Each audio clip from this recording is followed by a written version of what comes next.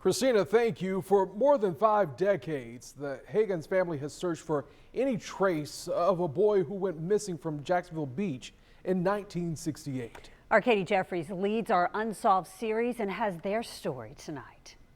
What happened to Jonathan Hagans 56 years ago is still a mystery. It was meant to be a fun visit to the beach with his family, but it turned into a nightmare.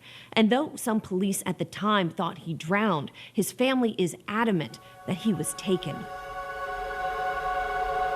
Blonde hair, blue eyes, 3 years old. On the website for the National Center for Missing and Exploited Children, go all the way back to the beginning of Florida cases. And a black and white photo of a young boy sits at the front of the line. Just a night of panic and horror. 3-year-old Jonathan Hagans, known as Jon Jon. It is the oldest missing child case in Florida and one of the oldest in the nation.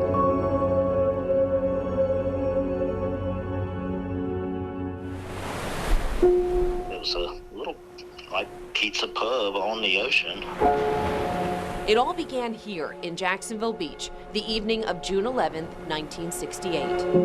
I remember the day vividly. Joe Hagans was 5 years old at the time and says he, his older sister Susan, one of her friends, and Jon Jon, along with his parents and an uncle, were at a small restaurant near the beach access at 16th Avenue South. The kids were outside near the top of a ramp that led down to the beach, while the adults were inside by the window. They could see us sitting there.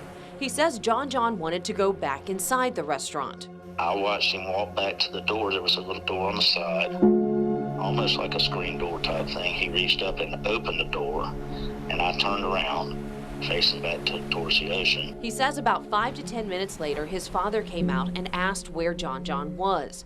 The children responded he should be in the restaurant. And that's when Joe recalls he saw his father start to panic. My dad went into a hunting frenzy. My mom then found out he was missing, and she broke down pretty good. Police were called, lifeguards dispatched to the area.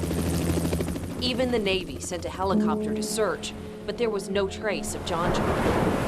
Searches of the water continued for 5 days, but no body was ever recovered. Though his parents were told he had likely drowned, Joel Hagans says his parents didn't believe that was the case.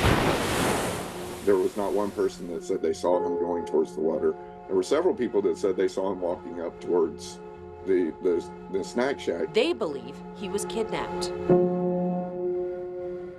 There's a lot of roadblocks to a case that's this old. Detective Corporal Yvonne Warren with the Jacksonville Beach Police Department says in the 56 years since this happened, the landscape has changed at the 16th Avenue South access. Witnesses have died or their memories faded. So she has poured through the reports from multiple investigators over the last 5 decades, especially witness statements from that night. And if Susan was down closer to the water, she doesn't report seeing him down by the water. Not according to the reports that I've seen. Is there anybody that reported seeing Jon Jon talking with anybody towards the restaurant or walking with anyone at any point? Not that I'm aware of, not that I've seen in any of the reports from back then. He had seemingly vanished, and until there is proof he died, she says they will continue to investigate it as a missing persons case. This is an age-progressed photo of what Jonathan Hagans may look like today. He would be 59 years old. The Hagans family says they are hoping DNA databases could help. My brother Joey and my sister Julie both have their DNA in the database. So far, there have been no matches. But Detective Corporal Warren says in addition to DNA, she hopes exposure of this case will help bring in new leads, that someone might remember Jon Jon's face from 1968. I'd think back to then and see if did somebody show up with a child that didn't have a child before.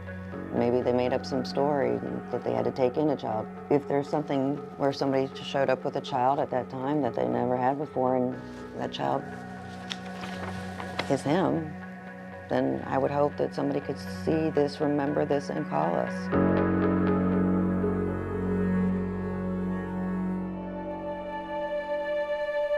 You hope wish for the best.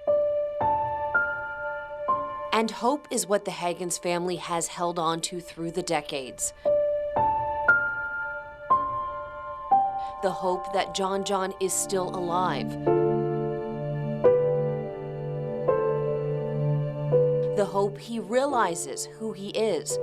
And the hope that they will be reunited after 56 years. We've definitely not given up hope. We're still optimistic, but we do realize that the odds are stacked against finding him.